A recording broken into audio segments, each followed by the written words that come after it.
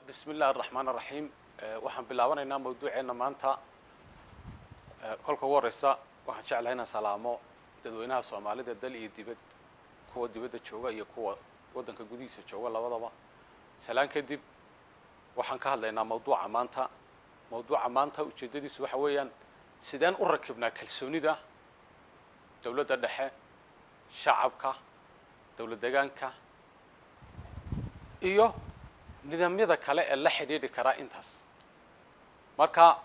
mawduucan waxaan uga dhigaynaa summary ama gunaanad mawduucyadii kala duwanaa ee ballarnaa ee ka soo hadlaynay maadaama hadda kadib aan bilaabayno mawduucyo gaar ah oo si specific ah waxba ayna soo dhaxgelinayn hadalla kale waayo soo far hadda waxaan ku jirnay wax ka dhaadhicin guud baan ku jirnay mawduucyo fara badan oo kala gedgedisan oo isu imanayo isdhaxgalay marka hadda wax ka dambeeya mawduucyo gooniya maadaama aan galayno waxaan mawduuca ka eegaynaa markaa sida aan ka warqabno wadanka dhibaatada ka soo dhacday iyo waxyaabihii is-aaminaad darradii urur dagaalamay baa soo xarooday heshiisyaa dhacay waxa loo baahan yahay markaa dadka in la isu keeno marka waxaan ka eegaynaa 9 dhinac baan ka eegaynaa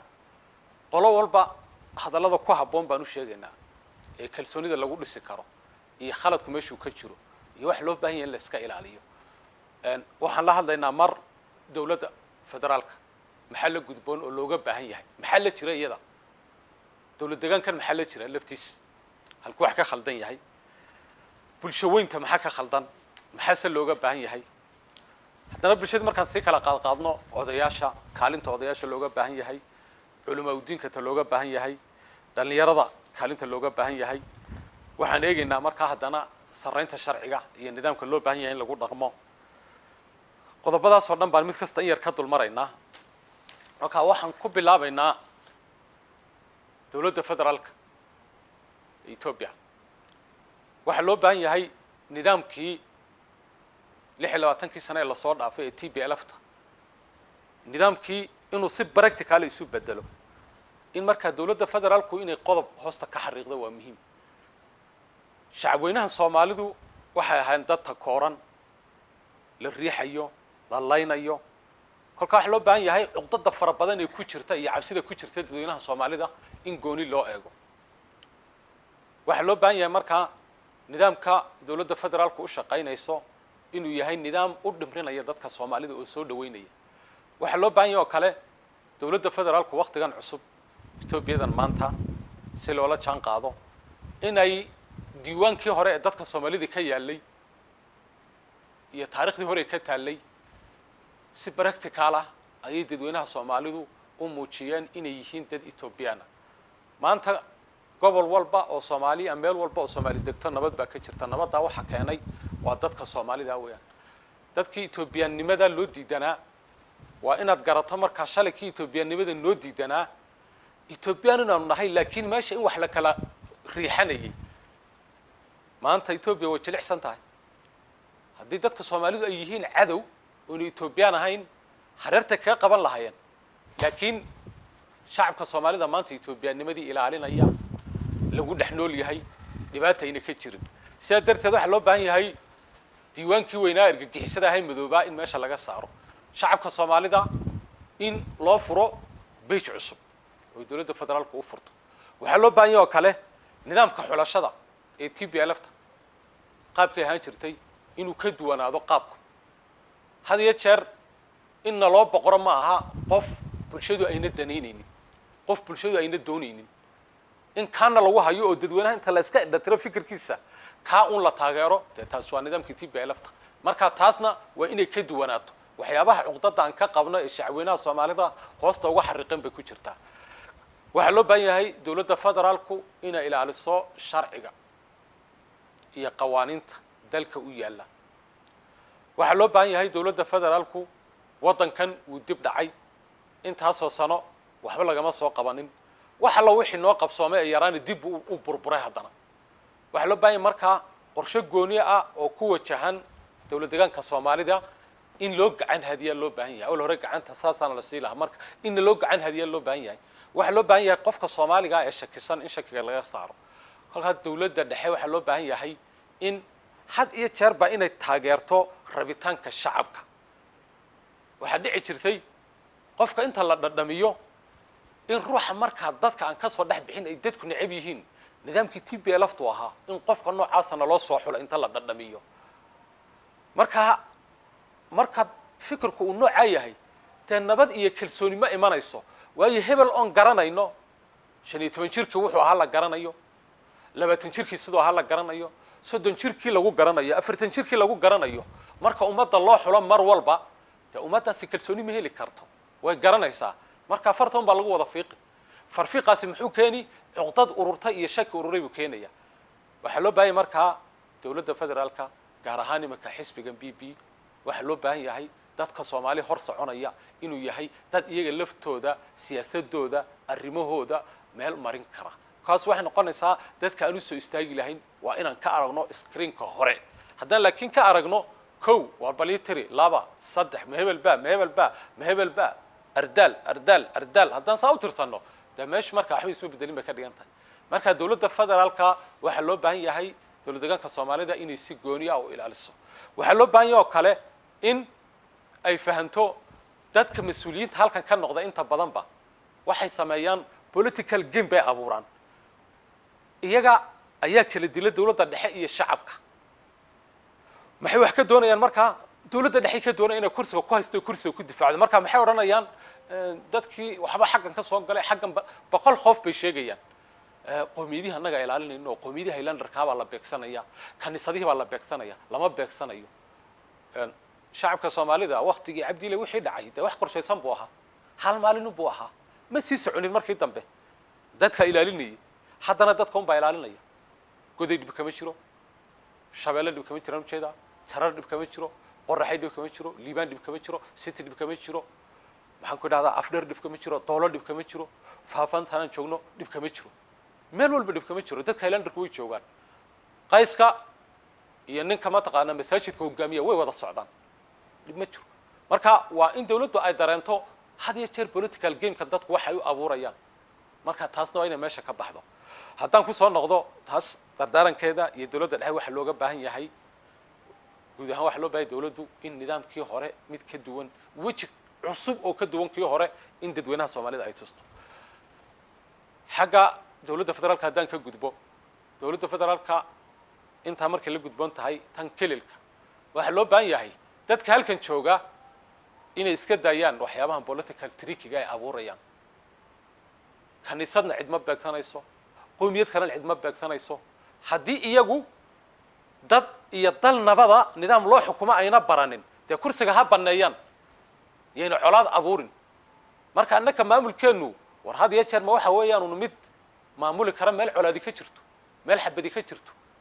oo doonaya dadka inuu afka qabto oo doonaya inaan waxba la weydiisanin wadankii nabad baa ka dhacday nabadid marka dadku waxay u baahan yihiin nidaam in loo hago loo jeeyo waxa loo baahan yahay inaad fahantaan siyaasadda idinkoo ismaamula Ethiopia federaalka qaabkaad ula socon lahaydeen shacabka qaabkaad ula socon lahaydeen qofka kursiga fadhiya looga baahan yahay shacabka dawladda dhexe iyo shacabka hadii madmadow kala dhex galo qaabka rabitaanka dawladda dhexe iyo rabitaanka shacabka in la iswaafajiyo qaabkii isula socon lahaa cidda joogta loo baahan yahay haddayna ciddaasi kubadda noocaas ciyaari karaynin oo la soo taagan tahay uma taqaana hadii wax la weydiisto ama adeeg la weydiisto oo kaniisad baa la gubayo oo telefoon la diro taasi meesha waxba isma bedelin waxa loo baahan yahay marka dawlad deegaanku maamulka cidda joogta sharciga waa inay ilaaliso sharciga inay ilaaliso loo baahan yahay marka dadkayna hor socda had iyo jeerba waa inay yihiin kuwa sharciga ilaalinaya shacabka maxaa la gudboon shacabka waxa la gudboon shacabka Soomaalidu waa inay gartaan kow horta Ethiopian baynu nahay wadan madax banaan ma nihin marar badan waxa badan waxa jiri kana danta ummadda iyo mararka qaar kood iyo danta guud ee wadanku waa iskhilaafi karaan waa la isku wadi wax walba wax loo bagay ma noqon karo waxyaabo badan baa la isku khilaafi karaa waxa marka had iyo jeer waa inaan mudnaanta koobaad siino jiritaanka wadanka shacabka Soomaaliyeed marka waxa loo baahan yahay kow xuquuqdooda inay gartaan dastuurka muxuu idin diidan yahay muxuu dastuurku idin ka reebayaa muxuu idin ogolaanayaa waa in sharciga ay bartaan haddaad wax doonaysaan xuquuqdiina qaabka u raadsanaysaani inay noqoto maaha qaab la idinku duri karo oo kii doonayay inaad xumaan samaysaan oo rabshad samaysaan inaad kii u gargaartaan maaha waa inaad barataan markaa qawaaniinta waddanka sida loola socdo midna waa in halka la iska dhigo waxaan u baahannahay page cusub inaan furno page cusub aan furayna muxuu yahay Ethiopia bal qori baynu 100 sano soo wadnay iyo xabade bal nidaamkan cusub maadaama inaan wali dib ka arag aan tijaabino qorigaan halka iska dhigno deetana page cusub oo nabadeed aan la soo baxno kadib aynu tijaabina midka sansantiisa aynu arkaynaa waynu garanaynaa marka inuu wax inoo ogol yahay inuu in riixayo inuu ku ka duwan yahay soo far ilaa hadda intii uu yimid ra'iisul wasaaraha cusub wax dhib ah oo la taaban karo nimanka aan ka didno wali ma hayno ururka la sameeyay nationalka waa inaan qaadano inaynu xuquuqyaba ma aha waa wadankeeni marka Ethiopia waa inaanu aragno wadankeeni taasna maanta way cadahay sida darteed waxaan u baahanahay page cusub oo kii hore ka bedelan oo leena riixaynin Ethiopia inaan linaga xigin xuquuqdeedana u doonano ninka Gondar joogo sidoo wax hadli kara inaanu hadalno sharciga soo ugu dhaqmay inaanu dhaqalno marka kaalinteena kow shacabku inay gartaan hadiye jeerba dadka halkan jooga marka ay wax ku diidan yihiin sharciga wax kugu diidan yihiin waa inaad hor dhigi karto inuuna waxba ahayn una sharcigaasi jirin haddii lagu durayo nidaamka lagu duray sharci iyo qodob ka hor imanaya waa inaad soo bandhigi karto oo garan karto marka shacabka wax looga baahan yahay in Ethiopia qaabka ula qabsan lahaayeen u diyaar garoobaan isla markaana page cusub ay furtaan xuquuqdooda inay bartaan waxa loo baahan yahay kale marka odayaasha doorka odayaasha iyo culimada iyo odayaasha dhaqanka waxa loo baahan yahay dawladda in la taageero waa sax taa ciidii karta ma jirto dawladda hal la taageero ilaa inta wada saxan ay qaadayso dawladda hal la taageero ilaa inta wadanka danihiisa ay ka shaqaynayso dawladda hal la taageero ilaa inta dadkan uu ugu jiro qalbi naxariis oo in la naxariis ku eegayso waa in la taageero waa in la garab galo laakiin marka ninku wax dilayo kursiga madow wax dilayo sharciga uu ka leexdo afka wuxuu ka sheegaya ay been noqoto ficilkiisa inaynu aragno haddana doonaya inagoo ficilkiisa aragnaa afka beenta uu ka sheegay inuu ugu qulaamiyo de kolka in isgarab taaga ma aha oday beeladku waa inuu oran karo ma noqonayso mana yeelina sida culimadu waa inay diidi karaan culimadu maxaa looga baahan yahay dadka in ay isu waafajiyaan nidaam nolosha isla socon karto diinteena iyo dhaqankeena marnaba inaan ka tagna ma inagu markastoon hadlayno waa inaan ka duulayno aas-aaska tiirasha nolosha ee islaamka wixii taa khilaafsan uma baahninba laakiin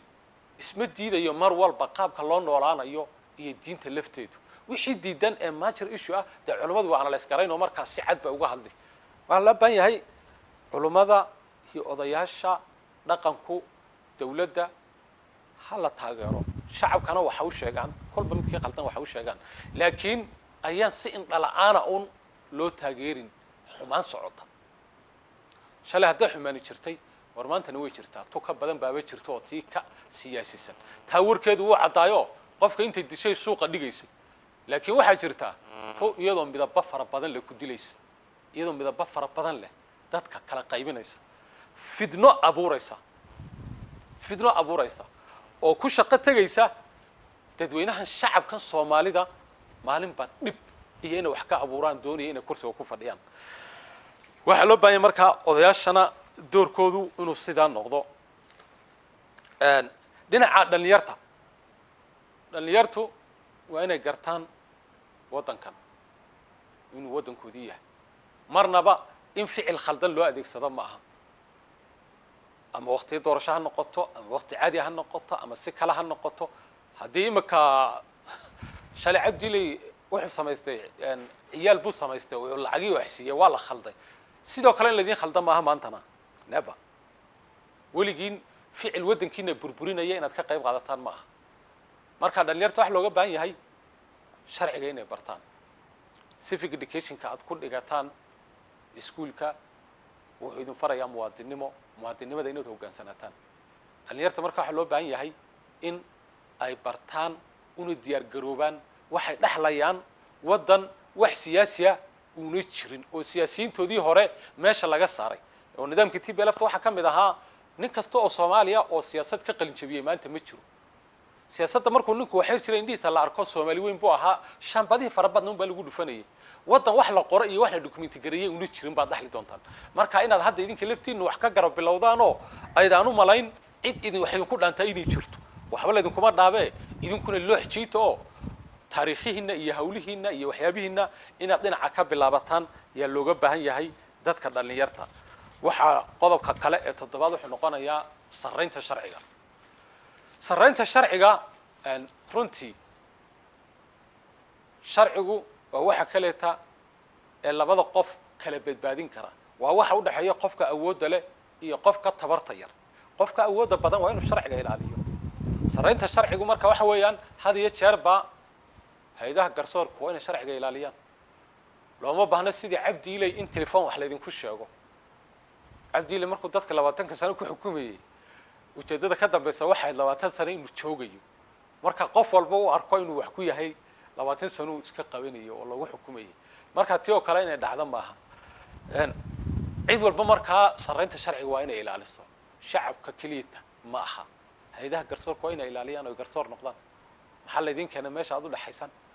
waxaad arkaysaa ninkii garsoorka fadhiyo isaga laftiisa cadaalad dalbanaya yuu ka dalbanaya cadaalad isaga la rabo inuu fuliyo waxaad arkaysaa kii xukunka ugu sarreeyay isaga laftiisa cadaalad dalbanaya waa meel waad wareeraysaa moogtay marka dadkii cadaaladda laga rabay iyo iyaga laftoodu rabaa inay wax dulmaan oo cadaalad dalbadaan marka waxa loo baahan yahay sharciga iyo qawaaniinta in la ilaaliyo oo loo hoggaansamo dawladdu inay ilaaliso shacabkuna inuu ilaaliyo artikalka waxaan u jeedaa sharciga waxa u dhaxeeya qodobka artikalka qof qabanaya waa inuu qofka kalena qabto ma ahunka miskiinka inuu qaban karo ka xoogga weyn waa inuu qabto madaxweynuhu hadduu khaldamo waa inuu jiro artikal qabanaya oo lagu fulinayo haddii kale sharcigiisa inuu hoggaansami markuu cumarna qabto oo miskiin ah ninka xoogga wadana uu qaban waayo ay tiraahdo sharciga ha lagu dhaqmo waxaan ku odhanay sharciga waxa lagu dhaqmo maayo dhaafimo taasna waxa loo baahan yahay marka in iyadana siday tahay loo hirgeliyo qodobka kale aan jeclahay waxa weeyaan ururada siyaasiyiinta asxaabta siyaasadda iyagana inaan in yar idhaahdo asxaabta siyaasiyiinta waxa loo baahan yahay asxaabta siyaasadeed ururadii caanka ah la yaqaan ururka oo la soo xarooday kuyaga dambe samaysmay cid walba waa asxaab siyaasadeed hadda cidna magac miskiin laga ma aha tira Soomaalidu hadda waa la iskarib gali karaa nin walba waa urur marka waxa loo baahan yahay asxaabta siyaasaddu in inay kala gartaan waxa laga midaysan yahay waxa lagu kala qaybsan yahay afgaar baa lagu kala qaybsan yahay laakiin wadankan inuu nabad ahaado inuu horumarkiisa hore u socdo inuu wadanku burburin in wadanka maslaxadiisa laga shaqeeyo taasi waa hawl inoo wada dawladdu inuu ma taalo marka had iyo jeer iyadii afgaartiinu kala duwan tahay wixii wadanka khatar ku keenaya ama qalaasa ka dhalinaya asxaabta siyaasadda waxa loo baahan yahay ka fogaato dawladduna sidoo kale marka dawladda lafteeda iyo ururka laftiisa uu ku halaynina ee wadanka waa la wada leeyahay idinka laftiina waxa u tartamaysaan inaad xukun qabataan haddii wadanku inaga burburo iyo dadkii maxaad xukumaysaan marka wax la xukumaa ma jiro marka waxa loo baahan yahay asxaabta siyaasaddu in ay si ballaaran u fikiraan in waxyaabo fara badan oo tanaasulaada adduunka maanta maalin walba ma farxaysid maalin walba lagu raali gelin karo maalin kasta caqabadaha jira wax la isku macsuumaana ma jiro laakiin waa inaad ka doorbido ilmahaaga iyo gurigaaga iyo nabadda bal cid kale intaadan gaarin inuu wadanku ka burburin marka asxaabta siyaasadda waxaan leenahay waxa loo baahan yahay trust building fara badan inaad samaysaan warbal Ethiopia waa la isku keen xuquuqinaya oo reefalkii iyo waxba intaan iska dhigno aan dhahno Soomaalidu ma aha Ethiopia Soomaalidii aad taqaaneen Soomaalidu ma aha Soomaalidii hore war Soomaalidu Soomaali bislaatay weeyaan soo daashay wax idin la qaybsanaysa miiska noo dhiga wax iyaga maanta Ethiopia way jilicsan tahay aan la soo orodka war Addis Ababa aan kala soo bilowna maratonka aan la ruuclaynaba inay dib inoo soo egtaba looma baahna aan garab orodno caagadeen biyo intaan qaadana aan la ruuclayno marka asxaabta siyaasadana intaasaan u sheegi lahaa qodobkan igu dambeeya ugu muhiimsan mawduucan wuxuu noqonayaa